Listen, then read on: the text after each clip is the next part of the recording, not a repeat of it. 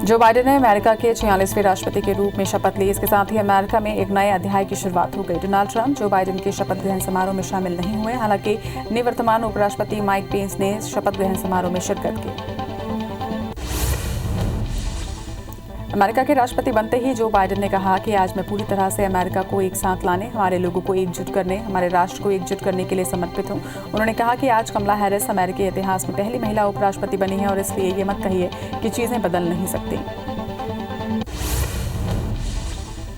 America के राष्ट्रपति पद का कार्यभार संभालने के कुछ घंटे बाद ही जो बाइडेन ने पेरिस जलवायु समझौते को लेकर बड़ा फैसला किया। राष्ट्रपति बाइडेन ने घोषणा की कि अमेरिका पेरिस जलवायु समझौते से दोबारा जुड़ने जा रहा है। 2015 के पेरिस जलवायु सम्मेलन में 196 पार्टियों की ओर से अपनाया गया पेरिस समझौता 4 नवंबर 2016 को लागू हुआ था।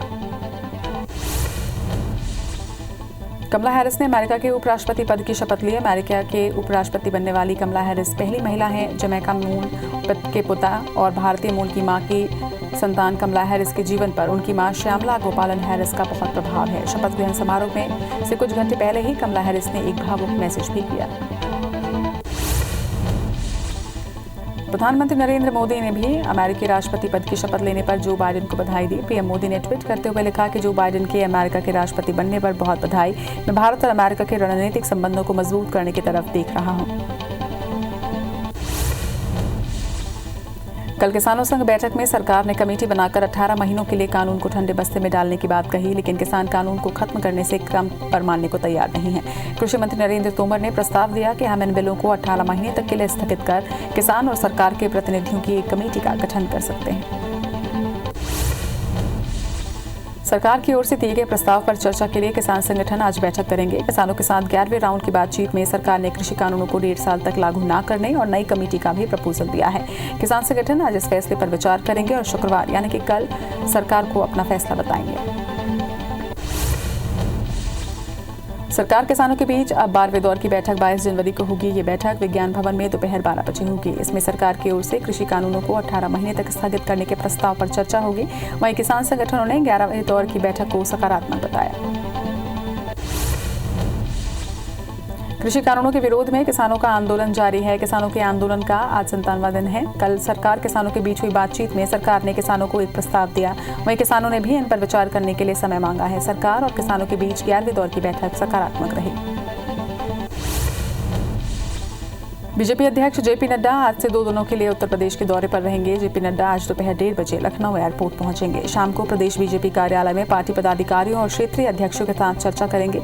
इस दौरान वो संगठन की बैठक में शामिल होंगे। इसके साथ ही कई अहम कार्यक्रमों में भी भाग लेंगे। प्रधानमंत्री नरेंद्र मोदी की अध्यक्षता में 30 जनवरी को एक सर्वदलीय बैठक आयोजित की जाएगी। इस बैठक में फरवरी में पेश किए जाने वाले आम बजट पर चर्चा होगी। संसदीय कार्य मंत्री प्रहलाद जोशी ने बताया कि सभी दलों के नेताओं को बैठक के लिए आमंत्रित किया गया है। वर्चुअली होने वाली इस बैठक में बजट को लेकर चर्चा की जाएगी। केंद्रीय गृह मंत्री अमित शाह इस महीने चुनावी राज्यों पश्चिम बंगाल और असम सहित 4 राज्यों का दौरा करेंगे। इस दौरान वो जनसभाओं को संबोधित करने के अलावा रोड शो भी करेंगे। बताया जा रहा है कि अमित शाह 30 और 31 जनवरी को पश्चिम बंगाल का 2 दिवसीय दौरा भी करेंगे। साथ ही बीजेपी नेताओं और कार्यकर्ताओं के साथ बैठक करेंगे। रियल एस्टेट कंपनियों और बैंकों को सुप्रीम कोर्ट से बड़ी राहत मिली है। विवाद के मामले में किसी बिल्डर के खिलाफ याचिका के लिए कम से कम 10% ग्राहकों का शिकायत करना जरूरी बताया गया है। किसी कंपनी के दिवालिया होने पर संपत्ति अटैच करने का अधिकार ईडी से पहले बैंकों को दिया गया। बिलासपुर विधायक से बदसलूकी के मामले में प्रदेश कांग्रेस कमेटी ने बिलासपुर के ब्लॉक अध्यक्ष तैयब हुसैन को पदमुक्त कर दिया है। प्रदेश कांग्रेस अध्यक्ष मोहन मरकाम के निर्देश पर कार्रवाई की गई। बता दें कि पिछले दिनों सीएम के बिलासपुर दौरे के दौरान सर्किट हाउस में विधायक शैलेश पांडे और ब्लॉक अध्यक्ष तैयब हुसैन के बीच विवाद हुआ था। तांडव वेब सीरीज को लेकर मध्य प्रदेश के जबलपुर में पहली एफआईआर दर्ज हो गई है। गृह मंत्री नरोत्तम मिश्रा ने कहा कि तांडव फिल्म के निर्देशक अली अब्बास, लेखक गौरव सोलंकी और अन्य पर प्रकरण दर्ज कर जांच में लिया गया है। गृह मंत्री ने साफ तौर पर कहा कि अब एफआईआर दर्ज हो गई है तो आरोपियों की गिरफ्तारी भी होगी। बीजेपी की नई कार्यकारिणी में मीडिया प्रभारी बने लोकेंद्र पराशर ने समर्थकों से होर्डिंग नहीं लगाने की अपील की है। लोकेंद्र पराशर ने कहा कि होर्डिंग के बजाय राम मंदिर निर्माण में सहयोग दें। बता दें कि लोकेंद्र पराशर 25 जनवरी को ग्वालियर जाने वाले हैं। उनके कार्यक्रम को देखते हुए समर्थकों ने होर्डिंग लगाए थे। छत्तीसगढ़ की भूपेश सरकार बजट की तैयारी में जुट गई है। इसके लिए सीएम भूपेश विभागवार मंत्रियों से चर्चा कर रहे हैं। आज फिर सीएम भूपेश बघेल बजट को लेकर कृषि मंत्री रविंद्र चौबे और स्वास्थ्य मंत्री टीएस सिंहदेव के साथ चर्चा करेंगे। वहीं बजट में मंत्रियों के विभागों के प्रावधान पर भी चर्चा होगी। पूर्व सीएम दिग्विजय सिंह ने निर्दलीय विधायक प्रदीप जायसवाल से कांग्रेस में लौटने के लिए आह्वान किया है। दिग्विजय सिंह ने वारसिवनी में कांग्रेस कार्यालय के उद्घाटन के अवसर पर यह बात कही। दिग्गी राजा के इस बयान के बाद राजनीतिक गलियारों में चर्चाओं का बाजार गर्म है। वर्तमान में विधायक जायसवाल मध्य प्रदेश खनिज विकास निगम के अध्यक्ष हैं। मुरैना में पूर्व मंत्री सज्जन सिंह वर्मा ने शराब दुकान को लेकर सरकार से सवाल किया। सज्जन सिंह ने कहा कि सीएम शिवराज राजस्थान की बात कहते हुए हर गांव में शराब की दुकान खोलने की बात कह रहे हैं। बिहार और गुजरात का उदाहरण पेश करते हुए एमपी में शराब को बैन क्यों नहीं करते। छत्तीसगढ़ बीजेपी कार्य समिति के सदस्य केदार गुप्ता गरियाबंद पहुंचे। इस दौरान उन्होंने किसानों की समस्या को लेकर पत्रकारों से चर्चा की। उन्होंने कहा कि छत्तीसगढ़ का किसान काफी परेशान है। किसानों के मुद्दे को लेकर बीजेपी 22 जनवरी को सभी जिला मुख्यालय में प्रदर्शन करते हुए कलेक्ट्रेट का घेराव करेगी। सिंगरौली में बीजेपी से महापौर के संभावित प्रत्याशी के पोस्टर पर असामाजिक तत्वों ने कालिक पोत दी। कालिक लगे पोस्टर सोशल मीडिया पर वायरल हो रहे हैं। वहीं घटना की पुलिस में लिखित शिकायत दर्ज करवाई गई है। मामला दर्ज होने के बाद पुलिस आसपास के लोगों से पूछताछ कर जानकारी जुटाने में लगी है। छत्तीसगढ़ की राज्यपाल अनुसुईया उइके अपने गृह जिला छिंदवाड़ा पहुंची। इस दौरान प्रशासनिक अधिकारियों और बीजेपी के नेताओं ने उनका स्वागत किया। राज्यपाल अनुसुईया उइके ने कोरोना टीकाकरण अभियान के लिए पीएम नरेंद्र मोदी को धन्यवाद दिया। सरगुजा संभाग के 300 से ज्यादा सफाई कर्मचारी अपनी मांगों को लेकर आज पैदल यात्रा कर रायपुर पहुंचेंगे। कर्मचारियों की दांडी यात्रा 16 जनवरी को अंबिकापुर से निकली है। आज सभी सुबह 11 बजे रायपुर पहुंचेंगे। स्थायी नियुक्ति समेत वेतन बढ़ोतरी की मांगों को लेकर सभी कर्मचारी लामबंद हैं। मध्य प्रदेश में उच्च शिक्षा विभाग ने कोरोना के चलते विदेश जाकर पढ़ाई करने वाले छात्रों की स्कॉलरशिप पर फिलहाल रोक लगा दी है। इससे पहले भी साल 2020-21 के सत्र में सरकार ने रोक लगाई थी। वहीं प्रशासन का कहना है कि 3 माह में दूसरे देशों की स्थिति बेहतर हुई तो सरकार विचार करेगी। कोरोना से बचाव के लिए चल रहे वैक्सीनेशन अभियान पर स्वास्थ्य विभाग सक्रिय है। विभाग वैक्सीन लगाने के बाद लोगों के स्वास्थ्य पर लगातार नजर रखकर जानकारी जुटा रही है। इंदौर में 2 दिनों में 700 लोगों को वैक्सीन लगाई गई, जबकि बाकी 300 लोग उपस्थित नहीं रहे। वहीं अब तक कोई साइड इफेक्ट की खबर नहीं आई है।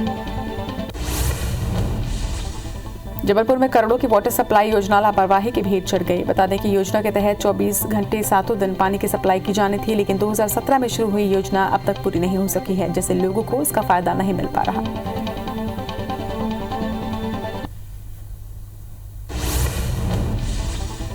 कांकेर जिले के भानुप्रतापपुर में जवानों ने नक्सलियों की बड़ी साजिश को नाकाम कर दिया है। जिले के तंडौकी थाना इलाके में एसएसबी कैंप के पास देसी रॉकेट बम बरामद हुआ, जिसको बम निरोधक टीम ने डिफ्यूज किया है। जवानों के निशाना बनाने के लिए नक्सलियों ने यहां बम लगाया था। मुरैना में जहरीली शराब से मौत के बाद आबकारी अधिकारी के नेतृत्व में कार्रवाई की गई, जहां छैना गांव में के कुएं और तालाबों में शराब मिली। खेत खलिहानों से भी शराब की बोतलें बरामद की गई। अवैध शराब को लेकर आबकारी विभाग की लगातार कार्रवाई यहां जारी है। दतिया कलेक्टर ने जिले के सफेद गुड़ को जिला उत्पाद के रूप में शामिल किया है, लेकिन उन्हें पता नहीं गुड़ को चमकीला रंग देने के लिए उसमें सेफोलाइट नामक हानिकारक केमिकल मिलाया जा रहा है, जो गुर्दे और हृदय को नुकसान पहुंचाता है। इस केमिकल का उपयोग चमड़ा साफ करने में किया जाता है, पर दतिया में गुड़, दूध, खोआ के उपयोग में किया जा रहा है। मामले में कलेक्टर ने जांच की बात जरूर कही है। फिंगेश्वर पुलिस ने 60 मवेशियों को ओडिशा के कत्लखाने ले जा रहे एक आरोपी को धर दबोचा है, जबकि 3 आरोपी मौके से भाग निकले। बता दें कि मुखबिर की सूचना पर देर रात पुलिस की टीम कुंडेल के पास पहुंची और 60 मवेशियों के साथ एक आरोपी को गिरफ्तार किया। वहीं फरार आरोपियों की तलाश जारी है।